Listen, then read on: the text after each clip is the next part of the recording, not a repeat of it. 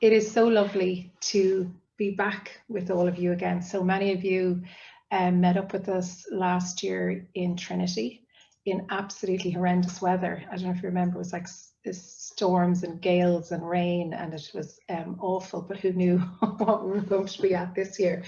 So it's incredible. It's lovely to see so many familiar names and faces from over the years. And I think because we have to do it online this year, some of you have been able to come, which perhaps you wouldn't have been able to do, and that's really special as well. So it's great that we can gather in some way to commemorate and mark Sherie's 4th anniversary today. So thank you for joining us. Just to say about last year, we did make a short video of it. It is available online if anyone didn't get there and you'd like to see it. It's still there. So I'm Karen Kiernan, CEO of One Family, and we're really delighted to have collaborated again this year with Catherine Conlon from Trinity School of Social Sciences, and she's there. And what we tried to do in designing and organising this event was to kind of build on what we did last year. And last year we really reflected on, and I hope honoured Sherie's career. I hope we were able to show how impactful her work was, even though a lot of it happened very quietly and behind closed doors with one other person. It was very important work, and it really made a difference. She was very much a thought leader, a practice leader around particularly supporting people with crisis pregnancies, people who needed abortions, people parenting alone. She was very comfortable in that mix and mess of people's lives, and she kind of got in there, and that was one of the things that made her very special. She developed a lot of the progressive thinking around these issues in Ireland and worked really well with people in crisis and trained hundreds of other people over her career. And it would be interesting to kind of think, I was thinking, would she hate the technology? Would she be given out about having to work at home and Zoom and all that? Probably. I could see Dorje kind of smiling there, probably. But I know she'd also be thrilled, as we all were, with the fact that we now have healthcare around abortion in Ireland. But one of the issues we are seeing perhaps is for people who have to travel outside the 12 weeks that is permitted here, and the kind of difficulties they're having because of COVID. So yeah, there's always something for us to think about and work on, I suppose, as practitioners. So it can be a little difficult to figure out how to mark anniversaries in Ireland. A lot of them tend to be around religious institutions. So look, this is just our attempt. We may get it right or wrong or partially right. This is just our effort to create an occasion and an opportunity for reflection and a coming together around Sherie and her work and her areas of interest. We know it can still be very hard for many of us. It's still very raw and very painful to think about Sherie and to feel that loss.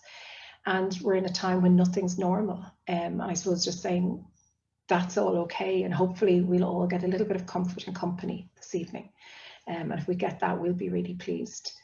So we thought we would this year commemorate Sherie's work by taking by looking to the world of arts and so many innovations and beauty and innovative reflections on some of the hard things that we deal with on a day-to-day basis. So we're going to be hearing about work and seeing work made in response to the Magdalene laundries, mother and baby homes, psychiatric institutionalization, concealed pregnancies, maternity hospitals. I suppose the common theme in a lot of that is around how women's bodies and minds have been treated across these different domains. And we try to reflect that in the title of this evening's event, which is Reproductive Injustice. So we're really honoured to be joined this evening by visual artists, academics, writers, and a photographic artist. So we're going to aim to finish by 8:30, but we'll see how we go. And so just sit back, relax. I have a small glass of wine here. I'm thinking of Sherie. I'm really pleased to be in company. And our keynote speaker, our first person this evening, is Alison Lowry, who is an amazing glass artist based in Belfast. And Alison's going to discuss her exhibition, Addressing Our Hidden Truths, which was an artistic response to the legacy of Magdalene laundries and mother and baby homes in Ireland. The exhibition opened at the National Museum of Ireland at Collins Barracks in March 2019, and I was lucky enough to slip out of work one morning and go down and attend a tour that Alison actually was present and spoke about her work, and it was lovely to meet her. And I even have the book here. So Alison has won numerous awards over the years, and her work is inspired by her interest in objects and antique Irish textiles. So I know that Alison has pre-recorded her piece, and that we're going to play that now for you. And Alison's also here. So if anyone does have a question or an observation, she can respond to it later if you'd like. So I think we're waiting on my Colette, who is our Noel, to roll it there for us, and then we can get going. Hi, my name is Alison Lowry. I'm a glass artist and I live up here in County Down. I'd like to thank Catherine for inviting me to speak to you today. This is just a very short talk, really, just an introduction to my practice and really how I think that art can help address some of the complex and sensitive issues that surround us today. So I believe that art, whether it's visual art, whether it's music, whether it's poetry or prose, can have many functions in our society. It can be something that we use to stick on our walls, to match our sofa or the curtains. It can remind us of places that we've been or people we've known, and can reinforce our own belief systems. It can also be used as a therapeutic tool, like as in art therapy, or help us to explore difficult emotions or situations. It can be used to memorialise, like the statues of generals in battle, or the peasants who would have perished during the Irish famine. But art also has the ability to shock and to confront us and to challenge the status quo. There's a great quote from Cesar Cruz that is, art should to comfort the disturbed and disturb the comfortable. My relationship with art began in my 30s. I just started having my family, and I went to university at the University of Ulster to become a textile designer. Through the course, I realised that I wasn't going to become a textile designer at all. I wasn't that much good at it. And I found this material glass in my final year that I really loved. And really what I was doing in that time was exploring the world around me. At that time, I just started a family. So I had small children in the house, and we were christening them in this beautiful christening robe that had been in my family for a number of years. And to me, this piece of textile was a family tree of sorts. It was always looked after by the women in the house. It had an interesting history in itself of how the lace was produced, where it came from, how it got here, how it was hand-stitched. And I started researching the people that had worn it. And obviously, as I was christening my children in this dress, who we assumed was the first wearer of the robe died.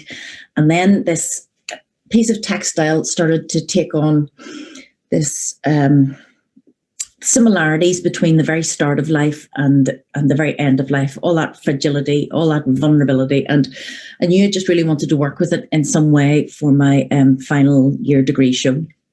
So I created this glass christening robe. And there's one piece of glass for every person at that time that had worn the robe. There should be a few more now. And that was kind of the start of my interest in how objects can tell us a story, how they can hold memory.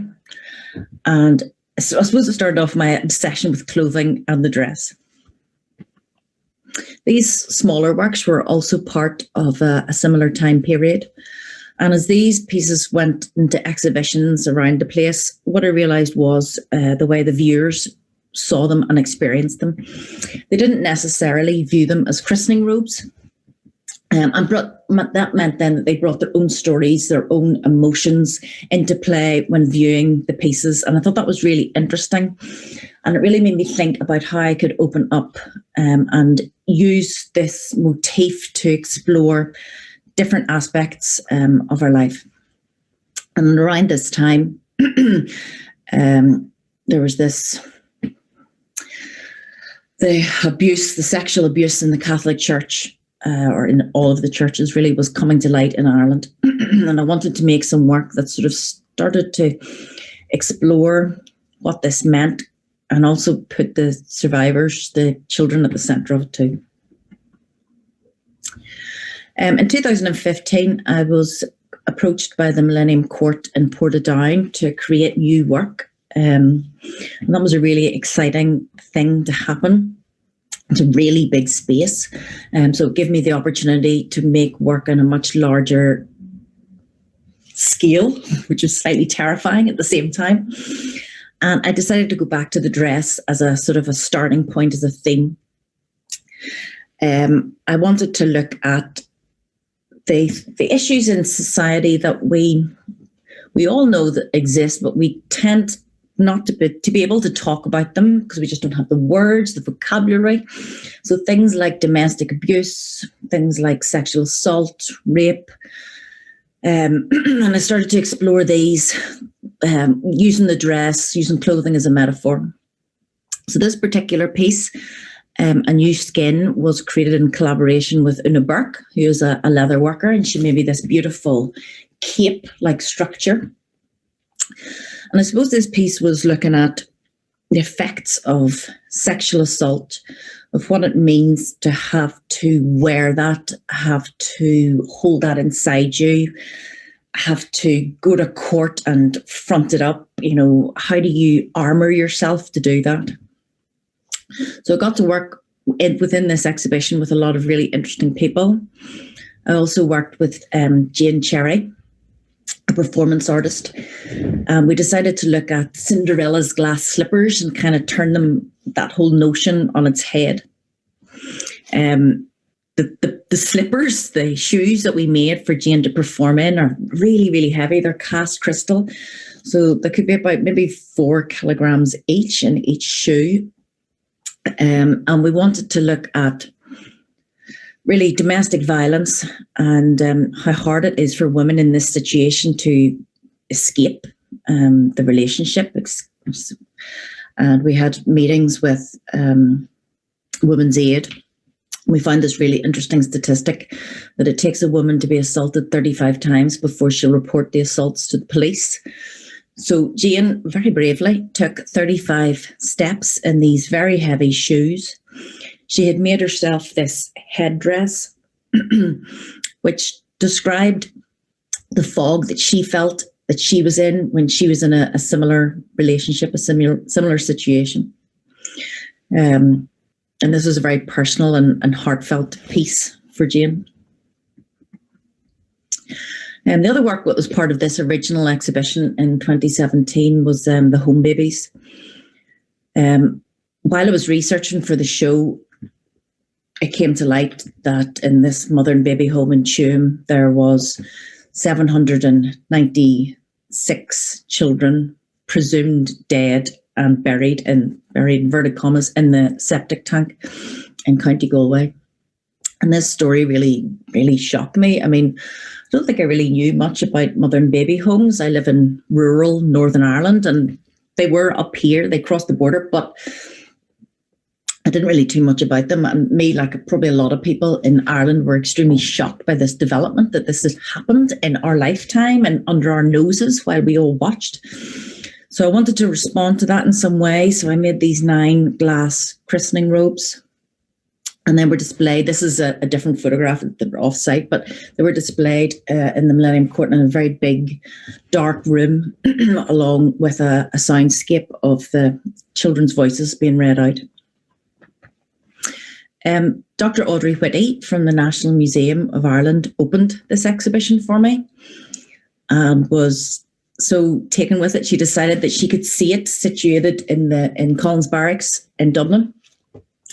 It took a couple of years to persuade a new director actually to bring the exhibition eventually down to Collins Barracks in Dublin, but in March 2019 we opened the exhibition.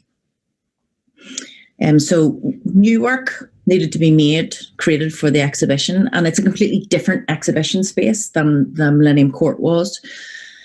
The barracks is obviously, narrow, corridory, winding. places. And actually, I was a bit worried that it wasn't going to work at all. But actually, the intimate space really works really well, I think, for the work. It says here that it closed in May 2020, but it's actually still there. It's still up, and it will be for the foreseeable future. So hopefully the museum's reopened. You can still go and see it. The museum recently purchased the exhibition, so hopefully that means we'll get a chance to try and tour it when COVID calms down a bit. So addressing our hidden truths tries to explain and look at all the institutions in Ireland that affected women and children. So the Magdalen laundries, the industrial schools, the mother and baby homes, and then tries to bring it sort of up to date, if you like, with rape culture and the video with Jane performing in the shoes. So to me, the museum was a different context to display work in. Audrey never put any pressure. Audrey curated the exhibition for me, but she never put any pressure on me to create the work in a specific way or display the work in a specific way. But I felt in the museum context, and also I felt a need to tell the survivors' stories properly and honestly, and so the maximum amount of people could understand this very important story. And I also sort of kept on coming back to imagining a Spanish student walking through into this exhibition and wanting them to take something away, to have an understanding of what happens in Ireland, why and how it could have possibly happened, and that emotional legacy, really, and what it means to then women today in Ireland. So that's what I've tried to do in the exhibition. Some parts of it are successful, some less so. It's always the way. But front and centre, what I wanted was the survivors' voices to be heard in this exhibition and for them to be given a voice. So in each of these, there's some like little headphones you can listen to somebody telling their story of what it was like to be in a laundry or what it was like to be in an industrial school. And it's not my story, and bringing the survivors' stories directly into the gallery space, into the exhibition, was really, really important. So it's quite hard to tell the story of the laundries, of how it happened, of how state and church colluded, and society, of course, how society watched, how we knew what was happening, how we were all sort of under the same, spell of secrecy, morality. And I chose all these very religious titles, quotes from the Bible, to put to the pieces, because I really feel the way that religious orders and the church turned really the meaning, the true meaning, if you like, of Christianity on its head, and for their own ends and for the purpose of controlling a population, and specifically women and children in their care. When you entered the laundry, you would have had your name taken away. You were given a different name. You would have had your possessions taken away. You would have been given a uniform.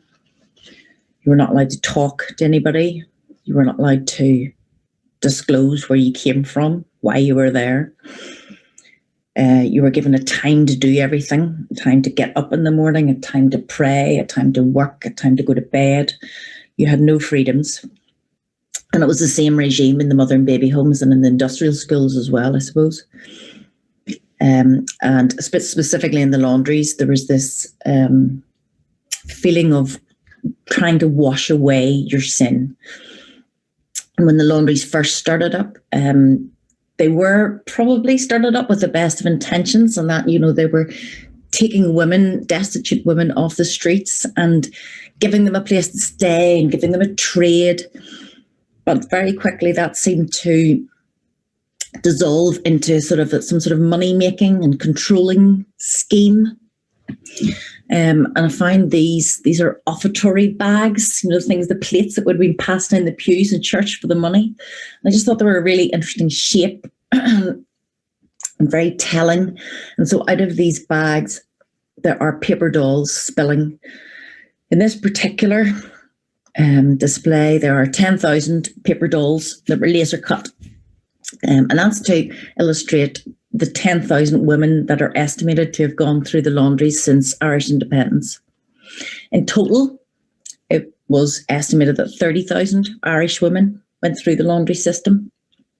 And that's what I had wanted to make in the first place, until I realised how long this would take. They were all laser cut, and how much paper that would be, and the scale.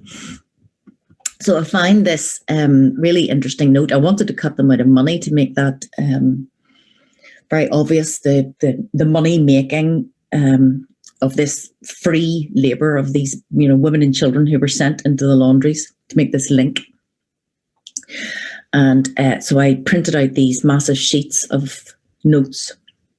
And I find this one note that interestingly had Catherine Macaulay's face on it, and she was the instigator of the Sisters of Mercy, and I just thought that was a really interesting way to pull the nuns back into it, the orders, I should say. So when I was talking to survivors, the punishment that kept on coming up was the hair cutting. And this way of stripping away your identity, this way of almost stripping away your sexuality. Women frequently talk about being held down and having their hair cut off.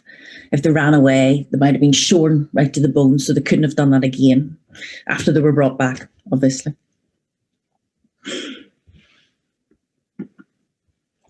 So just before the exhibition actually opened, in my sort of research phase, if you like, and there was this big conference in Boston about institutions in Ireland. And I went over to it. Got a bit of funding. I went over to it, and I was really lucky to meet this lady, Connie Roberts, at it. So Connie and her 14 siblings were sentenced, as it was the language of the day, to years in industrial schools in Ireland through no fault of their own. And each one of them suffered abuse, whether it was sexual or physical or emotional or psychological, sometimes all four. And Connie now is a very successful, lovely lady who lives in New York and is a professor of English and a well-known and published poet. And we headed off, and we decided to use one of her poems in one of the pieces. And you can see the poem printed on the right-hand side there. And it's about a cardigan that her mother had kept for all the years that she was and her siblings were in these industrial schools in Ireland. And it's a very poignant poem how Connie reimagines her mum sewing and darning this cardigan over and over again, and how she found this cardigan on her mother's death. So we decided to weave these words into this piece of glass. And Connie came over for the opening, and it was great to have her there. So I'm just going to leave you now with a very, very short recording of the Home Babies and their soundtrack, their soundscape, if you like. It's only a minute long.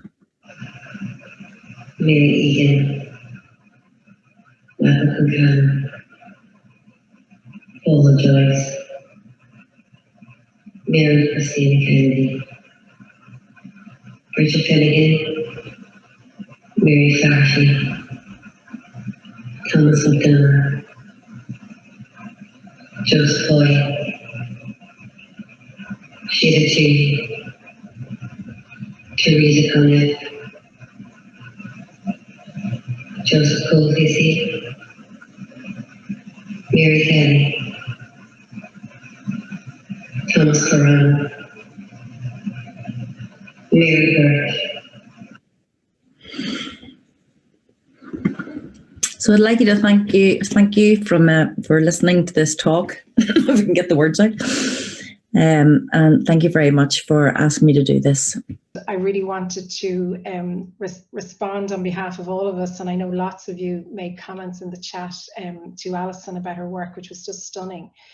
So thank you, Alison, for making that work and for doing it so beautifully. And I thought of Sherie several times during it. Hello. I would just like to thank Karen and Noel and everyone at One Family for everything that they've done in the run up to this event. And I also just want to thank Dorje for welcoming me into the fold and just always ushering me into these types of spaces with him that are really precious and important. So I'm really grateful to be involved in this event with everyone. So we're responding to reproductive injustice in Ireland in Sherie's name, which, as we all know, permeates so many aspects of Irish life and Irish history. So to give a little bit of context to my contribution to the conversation today, my research is kind of two-pronged in a way. So it's all centering around the psychiatric institution, and that's what I'll talk a little bit about today, about mother and child relationships in these spaces. So I'm currently working on my PhD, just focused on the history of psychiatric incarceration in Ireland. And then at the same time, on a more personal note, I'm trying to trace the maternal lineage in my family, really. And it's that more personal work that I'll share some of today. So basically the piece I'm going to share is just a little section from an essay that I got published with the Stinging Fly in late 2019, which is called The Celestial Realm. And it's basically just looking at my relationship with my grandmother, called Phil, who is currently living in a psychiatric hospital in Dublin, and then also with her mother, my great-grandmother, who was called Bridget and also known as Sissy, who lived and then died also in Grangegorman Mental Hospital. So just charting that history, that family history, and I guess trying to do so in a personal sense, but then also contextualized in the broader Irish historical sense. So that's what I'm going to read a little bit from today. I'm just going to read a section from the middle of it, and I don't think it needs much more introduction than that. Okay, so excerpt from The Celestial Realm. I was born on St. Bridget's Day, and people always ask why I wasn't called Bridget. I always liked that my birthday was February 1st for this reason, and also because it was the start of spring. I still like it for these reasons. But as a child or even teenager, these things didn't mean much. They were just conversation pieces. St. Bridget wasn't really celebrated enough for me to find much meaning in sharing my birthday with her day, and a new season went unnoticed when I was just shipped back and forth in the same school buses and cars to the same places year round. I knew it was dark when I went to school and dark again when I came out for a few months, but I didn't actually care. The warm entrapment of childhood numbed me to the elements, since the house I came home to already had the lights on, and if it didn't, a taller person was with me and was able to reach for the switch. It never really felt like I came into a dark room as a child. The psychiatric unit is like that too. All hospitals are, I suppose, always on, lights always switched on, heating always going, people always there, never officially closed. Phil is cooped up in this seasonless, sterile, fluorescent house. The setting sun doesn't poke through the closed blinds in her kitchen, beaming a line across dancing dust particles. Or rather it does, but she isn't there to see it. I visit her in the winter and she says I should probably get on the road soon. It must be so late. It is only around 5, late afternoon, getting dark. She has no concept of time really, or rather she has an institutionalized concept, but not a natural one. It is punctuated and marked by meals she has brought. She has lost her concept of time and light and seasons, so we don't talk about winter or summer or longer or shorter evenings. And so we don't talk about spring being a turning point for that, and it being my birthday, and it being St. Bridget's Day. And so somehow we have never spoken either about the fact that her mother, known as Sissy, was actually called Bridget. Sissy died in Grangegorman Mental Hospital. Generally, people were committed if they didn't conform or contribute economically or practically to society, a society that was still reeling from the effects of the famine, trying to pack away any loose ends and hide what looked unseemly. A doddery uncle, a pregnant single woman, postnatal depression, anything.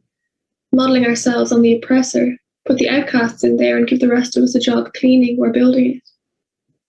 My grandmother was 12 when her man died. Her little sister was 2. Sissy lived in one of the most notorious asylums in the history of this small country. We had the global lead on psychiatric incarcerations per capita beating the former Soviet Union even as we were being drained of population after the famine. The population of Ireland almost halved between 1841 and 1911, decreasing from 8,175,124 to 4,390,319, writes Damien Brennan in his book Irish Insanity, 1800 to 2000. He goes on to say, this is the same period that saw the institutional residency of the insane increase more than 7 times, from 3,498 to 24,655. The figures are so staggering, they say the only reasonable answer would be an epidemic of mental illness. Rather, the epidemic was of mental conformity to the strict and narrow rules defining what was accepted, what was normal. The line was so narrow and unforgiving it wound back upon itself. It became the sickness. People were incarcerated for all types of reasons. Sane people who were committed if they were the black sheep of the family, if they had moral standards, financial disagreements, personal views on arranged marriage, all reasonable, sound and independent thoughts. Sissy had children, was married, fit the aesthetic. However, the full range of emotions, from anger to love to jealousy, were also ripe for manipulation in the process of incarceration. So essentially any person experiencing any feeling in any perceived sense of the extreme was fair game. Brennan again, insanity was a vague, changing and all-encapsulating concept which could be applied to most social difficulties so as to facilitate and rationalise the admission of a family member to an asylum. I don't have much detail about Sissy. She died in a hospital whose records are difficult to attain. Archival work is being done to preserve the rooms full of patients' personal belongings. Their handbags make it seem as if they were plucked from the street and committed. This is important work, but just speaks to the sheer volume of incarceration and the ease of follow-through upon accusation. Sissy's belongings might be amongst them. There might be something in her bag to soothe the teething baby she thought she was going home to. Lipstick, a key to a house she thought she would sleep in that night, or at the very least lie awake in with restless children. Sissy is a figment of my imagination. I know she existed, and she is the reason I'm here, imagining her, but still, that's all I can do. There's nothing left of her, only the history of her context and us now.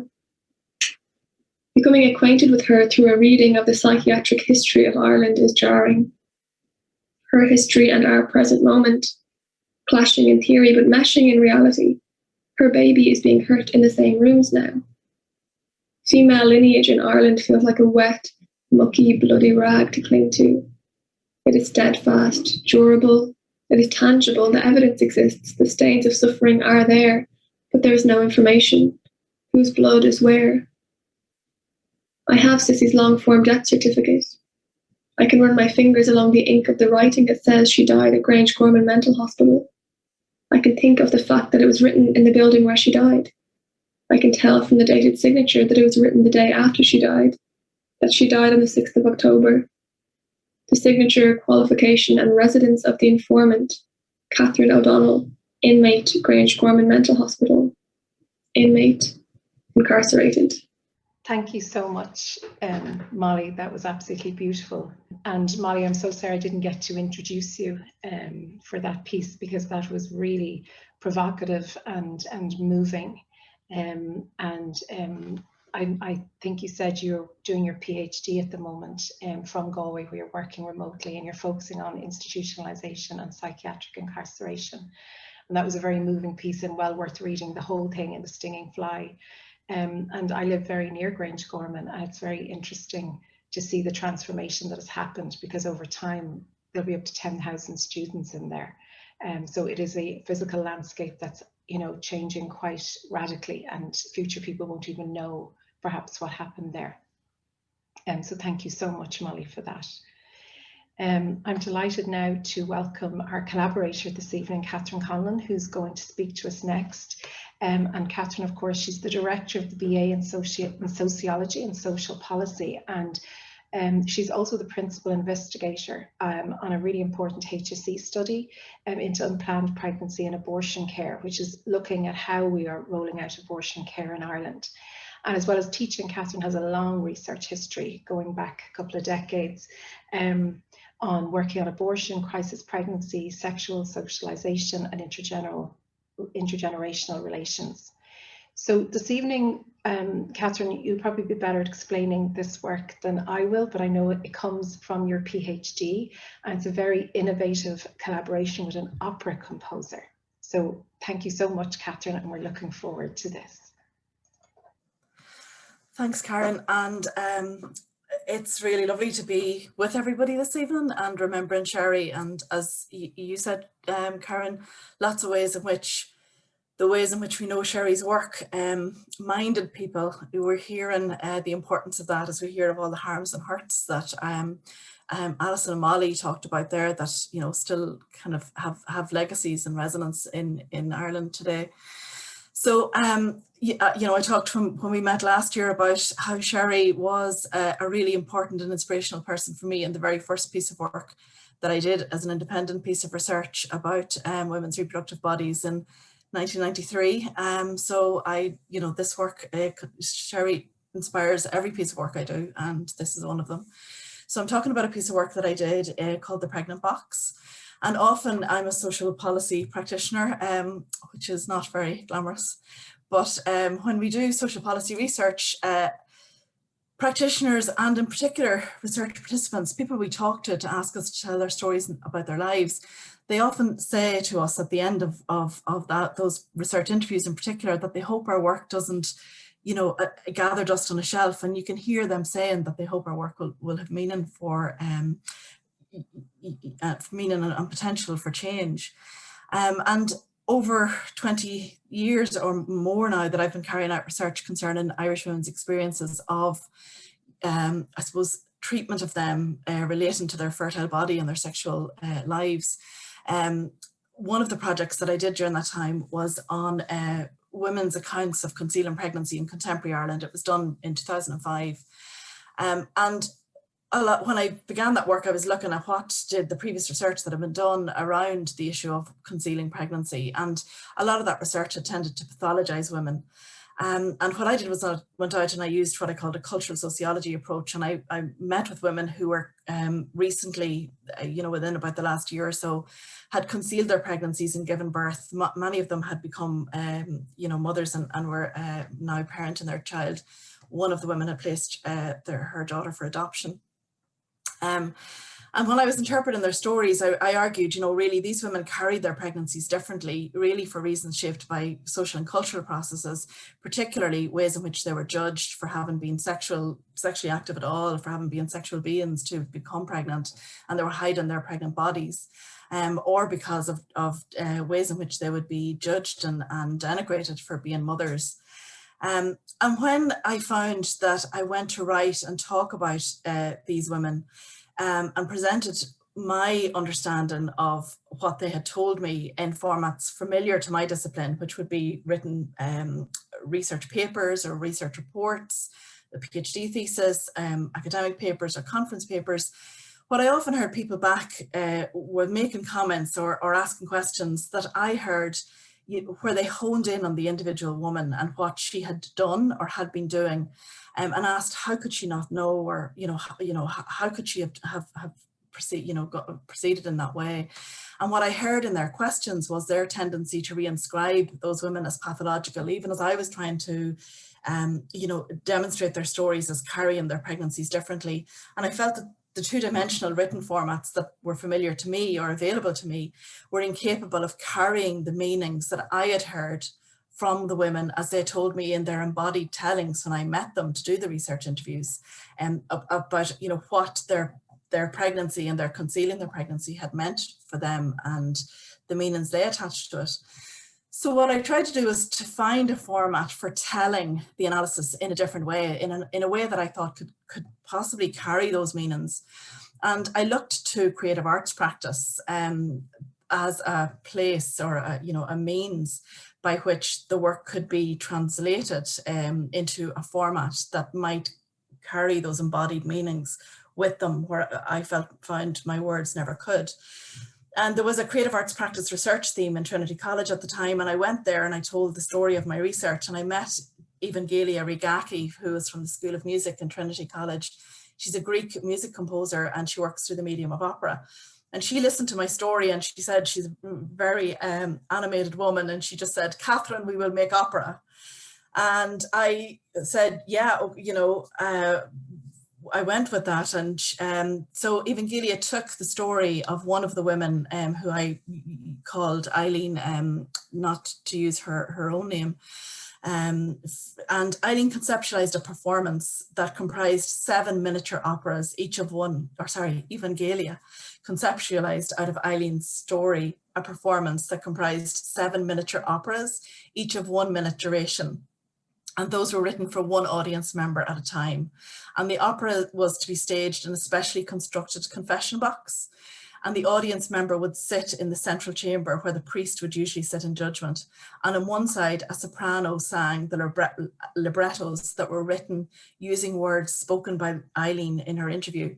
And on the other, a flautist accompanied her, but not using, you know, beautiful, usual compositions for the flute, but much more stunted, chaotic kind of sounds. And outside of the confession box, a Greek chorus moved around and sang words in as a wandering choir. And these words were spoken, again using Eileen's words, but they were spoken using the words that Eileen had used to portray moments when she had felt judged by the society. And the performance was entitled Pregnant Box, and it was staged in Trinity's Front Square in September 2014. And it ran over a 4-hour period from 5 to 9 on a September evening. And the staging in such an iconic public place transformed the project into something the public did not get to not see. And we kind of thought of it in some ways as a guerrilla opera. So I'm going to play a short video, or Noel's going to share now a short video of the opera. I should say it's very loud. So if you have your speakers turned up loud, you might want to turn them down a little bit. So this is a short video of the performance. Inside this box I am a box for life. Inside I have no voice. Inside this box I am Knock off life inside your night. I am light. Inside is this box. I am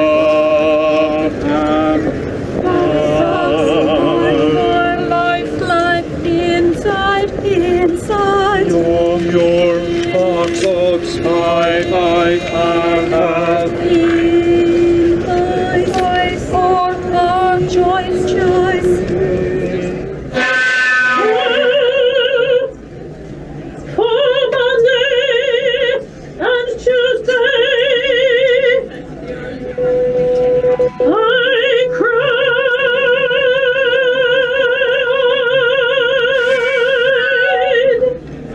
this girl.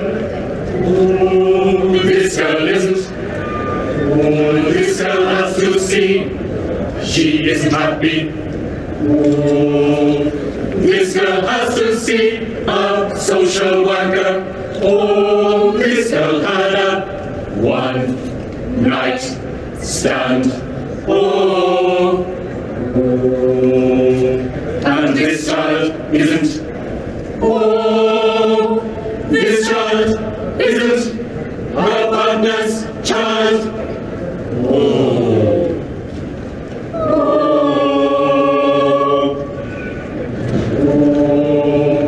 This girl has to see a social worker. Oh, this girl had a one-night stand. Oh, and this child isn't. Oh, this child isn't her partner's child.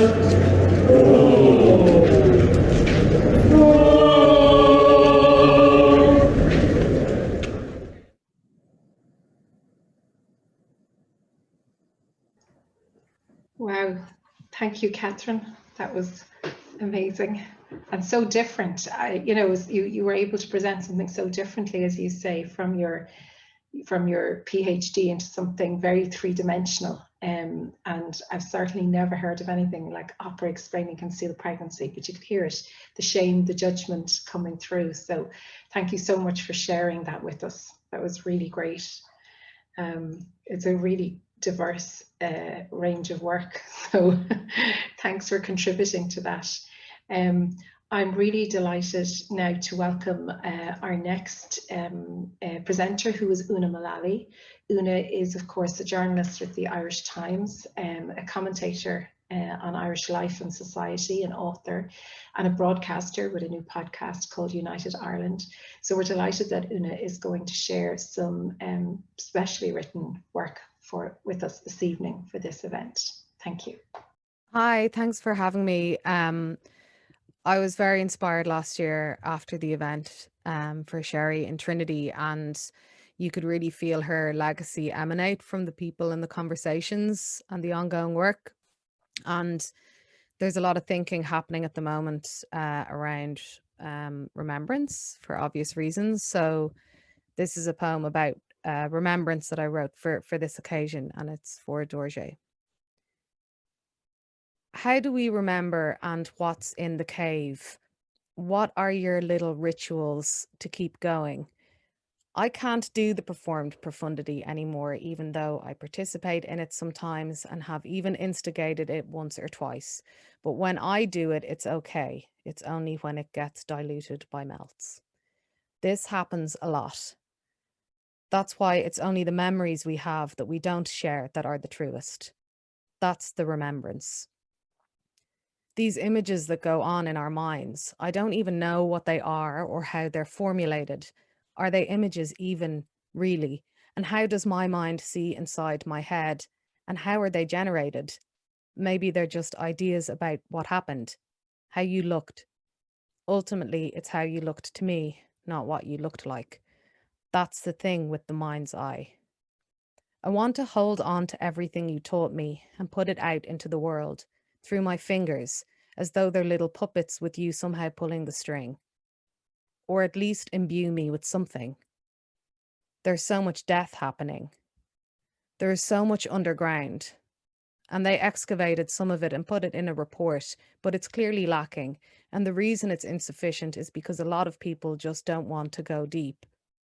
You can call it parameters, borders, criteria, the things we couldn't put in and the things we could. But that's all fake because they actually got loads of information that they deleted. How scary were the things that people were remembering.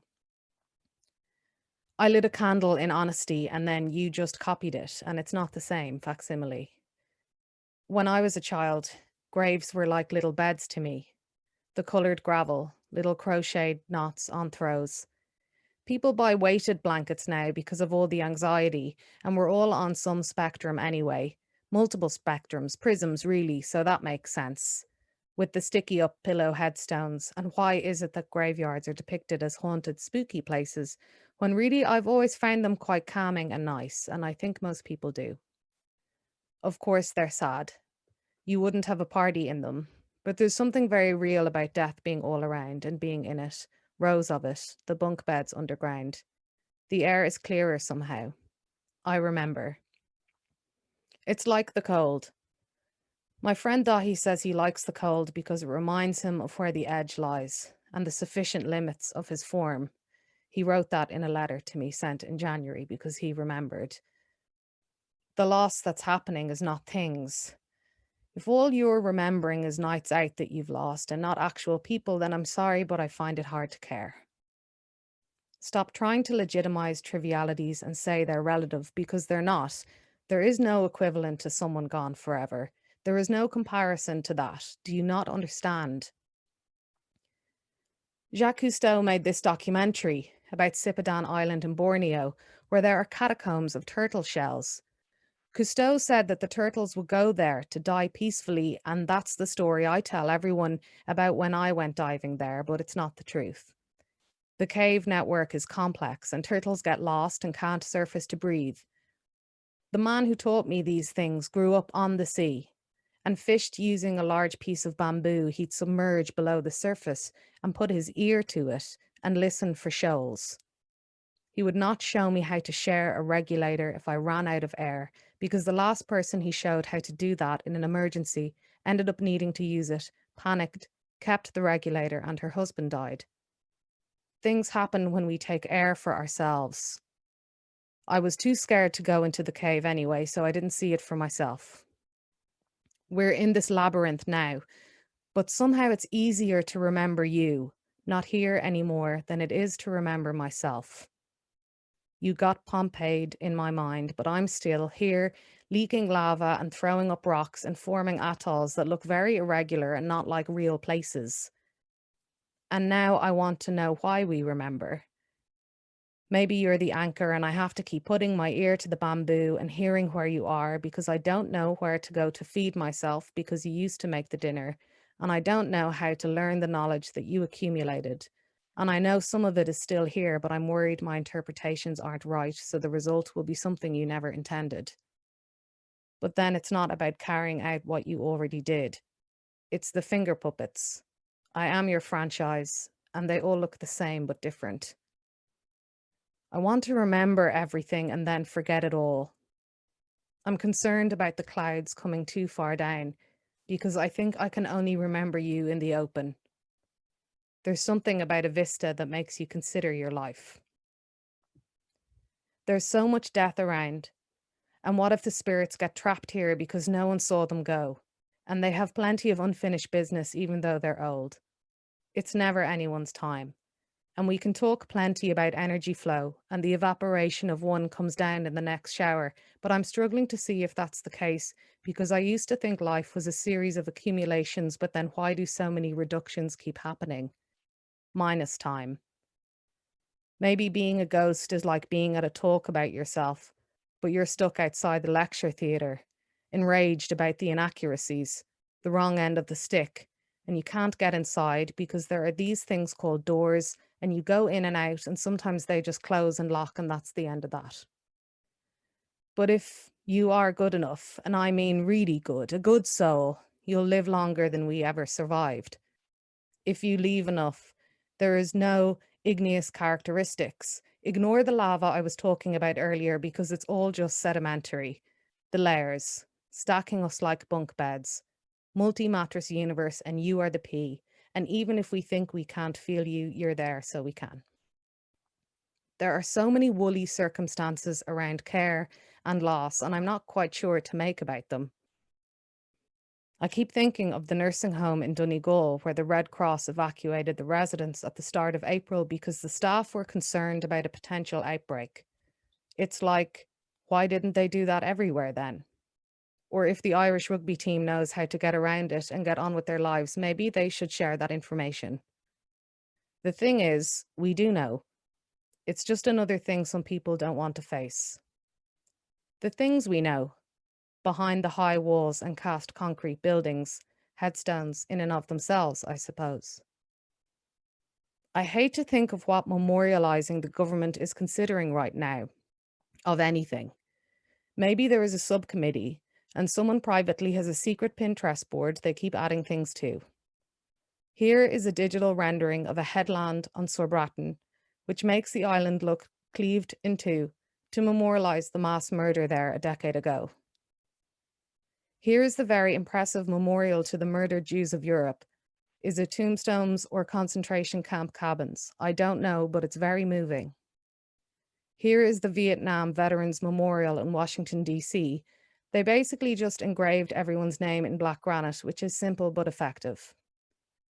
Here is the Famine Memorial at Custom House Quay. I once sent a photo of this to a friend to illustrate the length of time I'd been in a queue at Berghain and felt really bad about it. But to be quite honest, there was a striking visual similarity. We shall engage with a PR firm, no, a creative agency, to capture the devastation of mass death. And to the pitch, they will say yes, because that's why you hire agencies to agree with them. It is a paid yes. I like the Stoppelsteine in Berlin, the stumbling stones that catch in your toe outside the houses Nazis grabbed people from. I stumble over you all the time. I'm stumbling right now. Thank you. Thank you. That was extremely beautiful, and I know it was for Dorje, but I think you've given us all something. I think there's so much richness in that. I want to hear it again, and I want to read it again. So thank you, Una, most sincerely. The line that stood most out for me was "Memories we don't share are the truest." But there was so much, it was so rich. So thank you, and thank you for making that for us this evening. I'm really happy now to welcome Kate Antosik-Parsons. Kate is an art historian and a visual artist whose research and artwork works with gender, sexuality, embodiment, and memory. Kate is a postdoctoral research fellow in social science at Trinity and is working with Catherine on the unplanned pregnancy study, which is really interesting because I didn't know your background when I met you on that, and it's just a fantastic combination. But I know this evening you're going to talk about haptic touch, which I'm eager to learn more about. You're looking at Pauline Cummins' Becoming Beloved work, and Sarah Brown and Jessie Jones' The Touching Contract. So they're performance-based artworks in Dublin maternity hospitals, and you're going to tell us more about performance art and how that has responded to political, social, and the cultural climate of restrictions on women's bodies. So thank you, Kate. Tonight I'm going to be talking about haptic encounters, embodiment, and touch in Irish performance art. Now, over the last 50 years, Irish feminists have campaigned for women's sexual health and reproductive rights, including access to contraception, legal abortion, and choice in maternity care and childbirth. Recent cases like Miss Y, PP versus HSE, and Ms. B invite close scrutiny of those power dynamics relating to women's reproductive bodies in Ireland. In performance art, the body occupies multiple perspectives. As the primary medium, artists often engage its corporeality and permeability. As the site of reception, the body of the witness participates in the shared making of meaning. This evening, I'm going to talk about haptic encounters, which are comprised of sight, sound, and aspects of embodiment that draw upon a situated corporeal knowledge. These critique the authority wielded over reproductive bodies by political, religious, and medical establishments in Ireland. In proposing to consider the senses in performance art, I am defining haptic encounters as these moments of multisensory perception composed of tactile, kinesthetic, and proprioceptive sensations that extend the work beyond a visual aesthetic. So essentially, haptic encounters can both physically and psychically touch us. In the last 20 years, Irish performance art has responded to and creatively engaged with the various aspects of the histories of embodied experiences in Ireland. Embodiment is subjectivity and experience as lived and felt in the flesh. Donna Haraway's concept of situated knowledge foregrounds the body as a site of knowledge production, as she advances a politics and epistemology of location, positioning, and situating, where partiality and not universality is the condition of being heard to make rational knowledge claims. So essentially for Haraway, situated knowledge is the view from the body. Knowledge itself is relational, produced in an encounter with others. And according to Rosie Braidotti, feminist knowledge is an interactive process that brings out aspects of our existence, especially our own implications of power that we might not have noticed before. If performance art is a way of knowing, then what I propose is that certain feminist performances produce knowledge about the political, social, and cultural treatment of women's bodies, while also assessing our own relationship to that power, recognizing that not all inequalities are distributed evenly. In this talk, I'm firstly going to discuss a couple examples of embodiment in recent Irish performance art, after which I will discuss haptic encounters in Sarah Brown and Jesse Jones's The Touching Contract. Amanda Coogan's Fountain from 2001 dealt with the shame and silencing of women's sexuality when she urinated in front of an audience at the Irish Museum of Modern Art. While this work referenced the death of Anne Lovett, a 15-year-old girl who died giving birth in the Granard Town Grotto to the Virgin Mary in 1984, Coogan's performance can also be read as an embodied, animated response to Gustave Courbet's passive La Origine du Monde from 1866, a work that was originally thought to feature the Irish artist's model, Joanna Heffernan. This is Michelle Brown's The Bearer from 2009. In this work, the artist precariously transported fragile eggs on her head. As their brittle shells and secretions were trampled underfoot by her stiletto heels, this work commented on women's perceived maternal duties to the Irish nation, in that it specifically referenced the Irish Constitution, women's place in the home, and women's role as the bearer of future generations. In Mairead Delaney's live performance, At What Point It Breaks, 2017, she referenced symphysiotomy. Standing in the center of a circle surrounded by audience members who held long tree branches, one by one she took these branches and broke them in half with her body by bending at the waist. This act raised questions about ethics and complicity. In Amy Walsh's large-scale performative self-portraits entitled Manana Heron from 2019, she contorted her body with a bright red ribbon, embodying the letters assigned to women who took cases against Ireland to challenge the harsh restrictions on abortion. This was a powerful reminder of the lived experiences behind these pseudonyms. The encounter with the body afforded by these performance works articulate intriguing possibilities for the political mobilization of the senses in relation to the meanings ascribed to women's bodies in Ireland. I'm now going to discuss haptic encounters in Sarah Brown and Jesse Jones's live participatory art event, The Touching Contract, which was staged in the Pillar Room at the Rotunda Hospital. This was part of a series of works co-commissioned by Art Angel and Create, collectively titled In the Shadow of the State, in which the artists sought to bring together law, material culture, music, and the historical importance of specific sites in relation to the female body. The Touching Contract was part of the Art Council of Ireland's Art 2016 program to celebrate the centenary of the 1916 Easter Rising. It was also held on a weekend in September, 3 consecutive days, which coincided with the abortion rights campaign's March for Choice.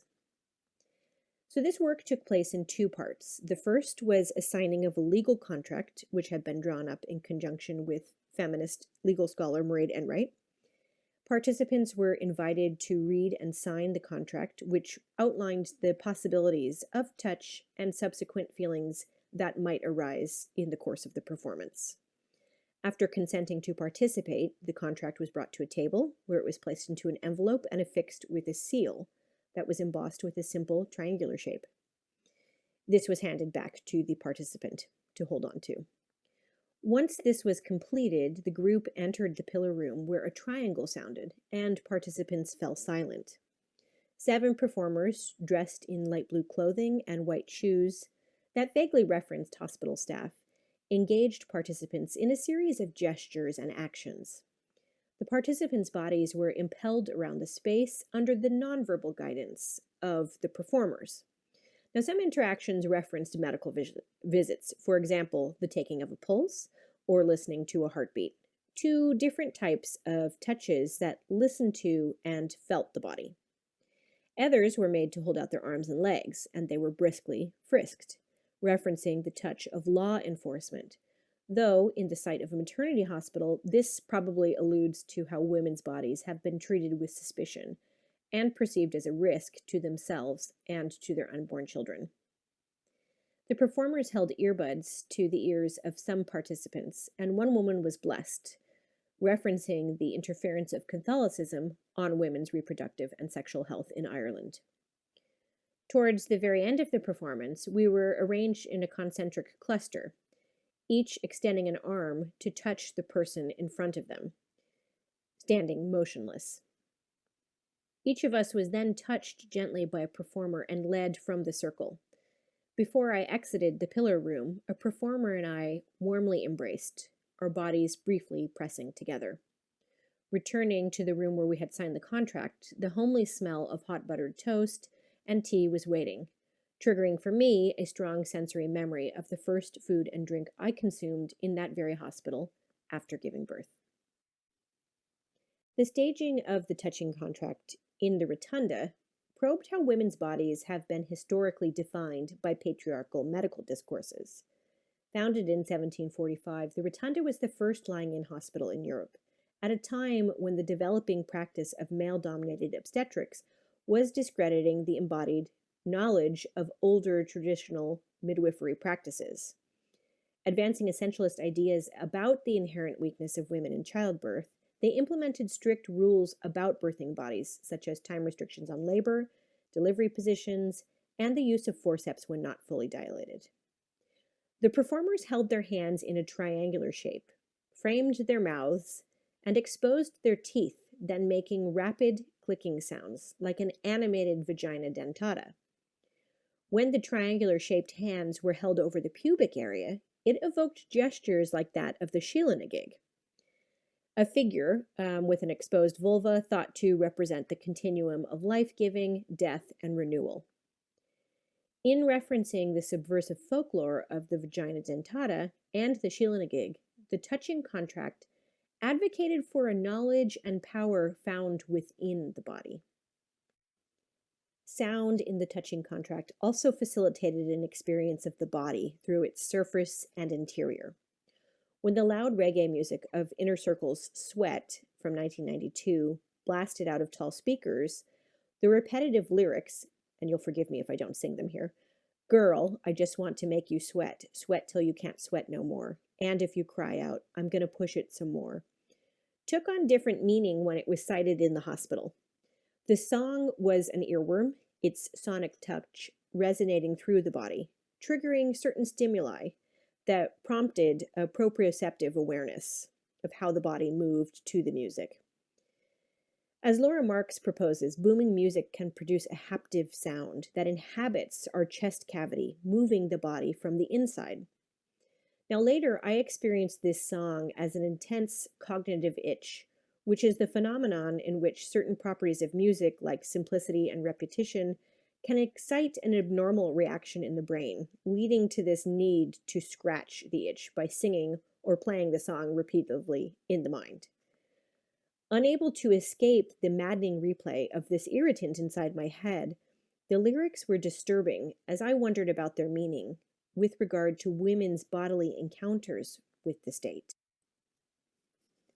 Experiences of embodiment through touch in this artwork revealed a hierarchy of power over certain bodies.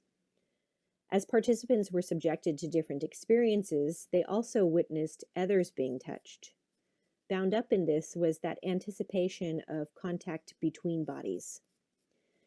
The consent form of the touching contract noted that people might encounter a range of sensations, including embarrassment, awkwardness, even a sense of social difference that might be highlighted through the interpretation of the work based on their age, gender, class, sexuality, and ethnicity. This served as a reminder that while some may have the privilege of knowing caring touches, others might experience touch as cruel and damaging. As a witness to performance, we bring with us our own personal histories.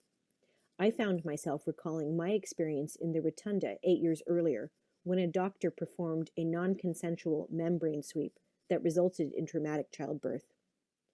My perceptions of the touch encountered during the touching contract enabled me to experience my body in that site of historical, cultural, and personal significance in a way that was both deeply moving and disturbing.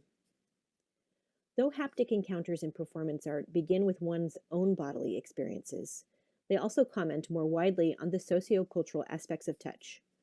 Although the Eighth Amendment was repealed in 2018, the legacies of control over women's bodies still reverberate throughout the state in different ways. It can be found in the victim-blaming defense in the Cork rape trial, November 2018, when a barrister suggested that a woman's lacy thong was a sign of her consent. Even as recently as June 2019, a senior consultant at St. Luke's Hospital, Kilkenny, was suspended pending medical investigation for conducting exploratory gynecological work on 5 women patients without consent. This demonstrates the deep-rooted paternalistic approach towards women's bodies. The touching contract encouraged reflection about the invasive touch of other institutions, like Magdalene laundries, industrial schools, mother and baby homes, and present-day direct provision detention centers. Performance art that activates haptic encounters not only confronts the power dynamics between political, social, and cultural institutions and bodies, but these encounters also offer radical possibilities for rethinking the meaning of our bodily experiences in proximity to others. Thank you. Thank you, Kate. That was really, really great. And I think without us even having been there, you evoked memories for us probably about touch and different kinds of touch. I found your sharing of your own experience very moving, and thank you for being generous with that. It was really, really interesting. It's not what I expected. I learned really great things, so thank you so much. And I'm sure everybody else did too.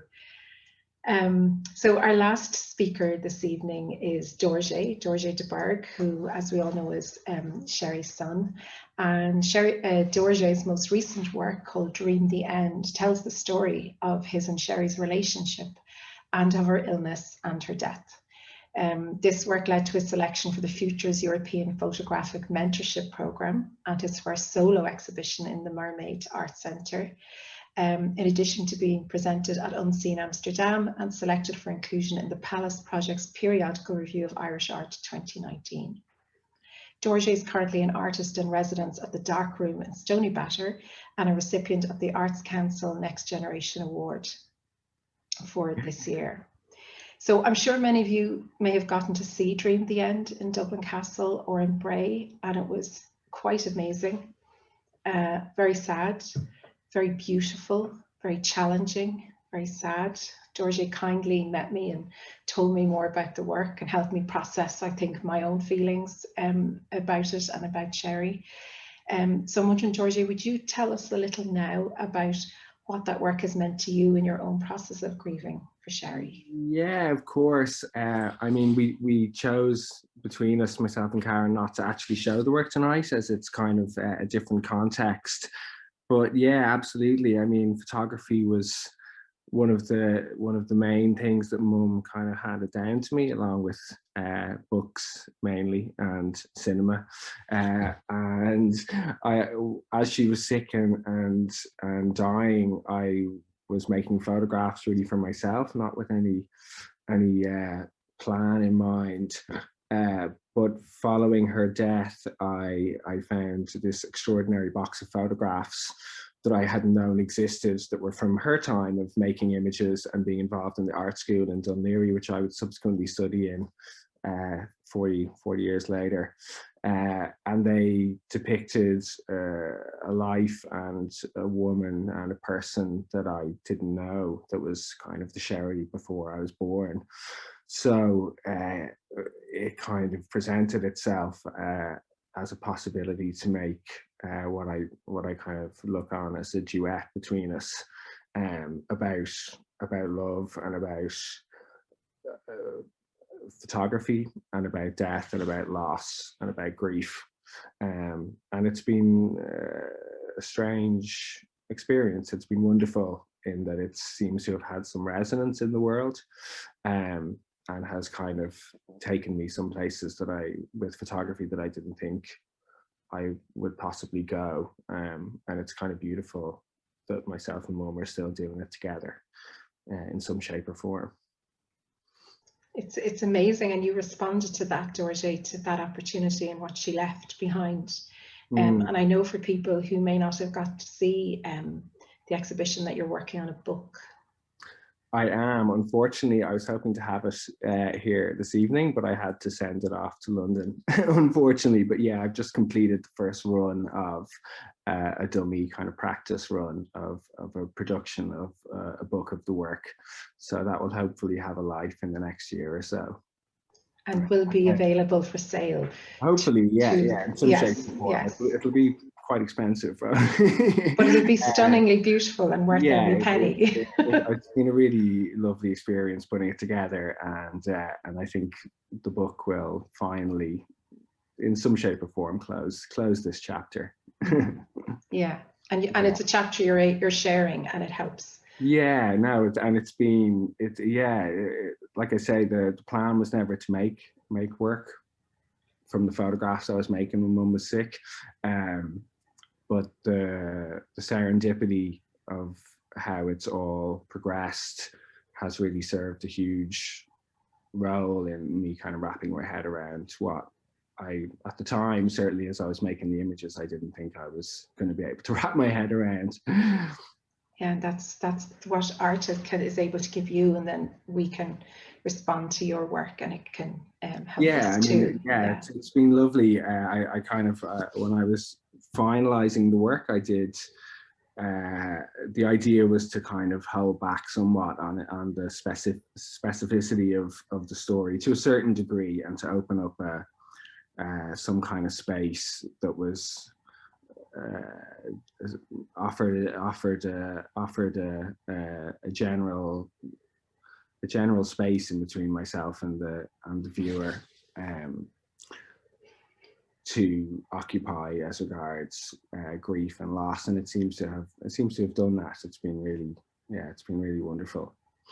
Yeah, thank you for sharing your work in that way with so many of us, and hopefully we'll continue to appreciate and enjoy your work. I know this evening what you decided to do was to read a poem by Philip Larkin. He's a poet I always associate with Sherie. Yeah, me so too. Why this poem? I couldn't actually, when you asked me, I couldn't remember why, but I think what happened was I got interested in a Scottish artist called Robert Montgomery, who was kind of derivative of Larkin. And when I was showing him to Mum, she just kind of looked at me and went to her bookshelf and pulled Larkin off the shelf. And High Windows, the poem I'm going to read, was the poem that she had bookmarked and was open and handed to me and was kind of like, just read this. And she probably did that to all of us. You need to know this. Yeah. So thank you, Dorje. No, thanks a million, Karen. Thanks for everyone. The work's been wonderful. I know Mum, with her uncompromisingly discerning taste, would absolutely approves. So,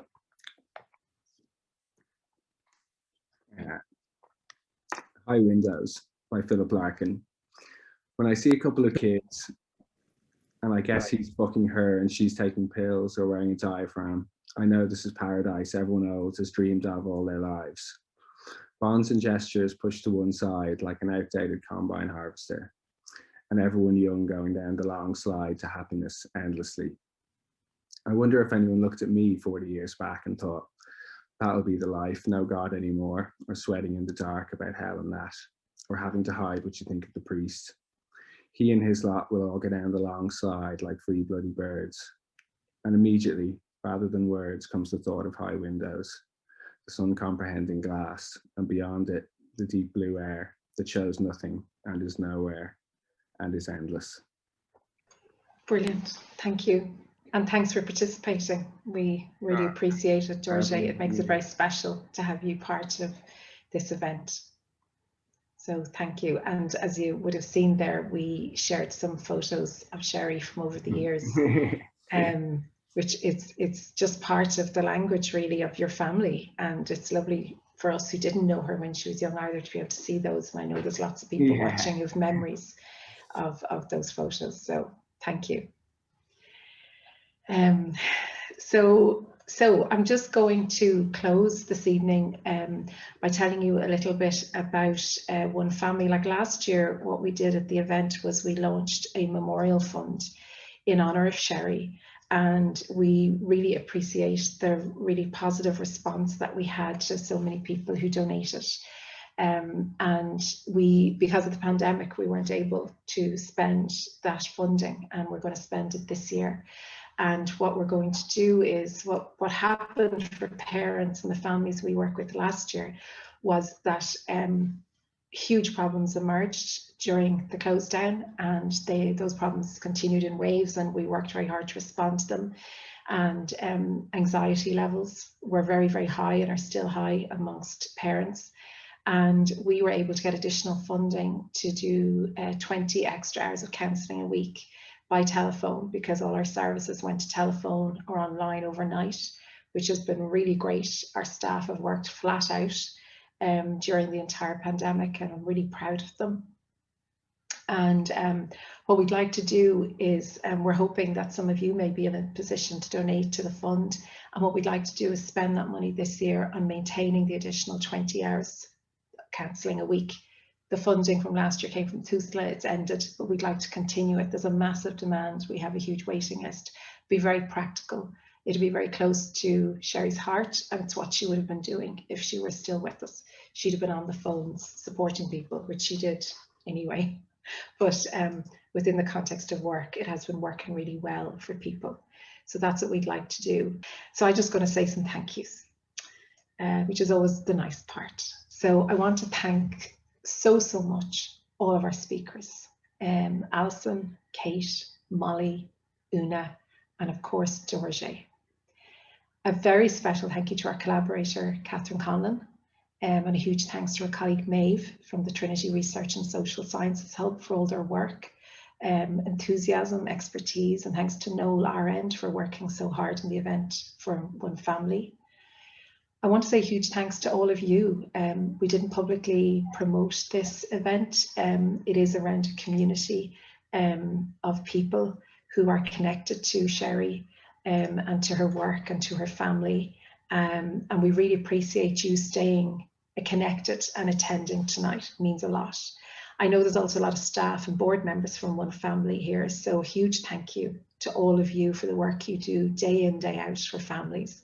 In particular, I want to thank Sarah DeVilly, who leads the My Options telephone service that we provide on behalf of the HSE, and her team do a fantastic job. And I also want to pay particular thanks to Marguerite McCarthy, who took on the mantle really and the legacy of Sherie's work, and she's our counselling manager. And she was trained in, some may say indoctrinated by Sherie, but she does a wonderful job and has expanded the counselling service over the last few years, and we really appreciate it. So again, thanks to everyone who has donated to the Dorje de Burgh Memorial Fund. We see you and we appreciate your generosity, and it really makes a difference. And really, we're hoping to do this every year, so hopefully next year we may get to see each other. But in the meantime, thank you for your love, for your support for each other, because it's coming through this evening, and we really appreciate this community that has kind of sprung up around Sherie and how we remember her. So we hope to keep in touch, and we hope to see you all again next year. So thank you and goodbye.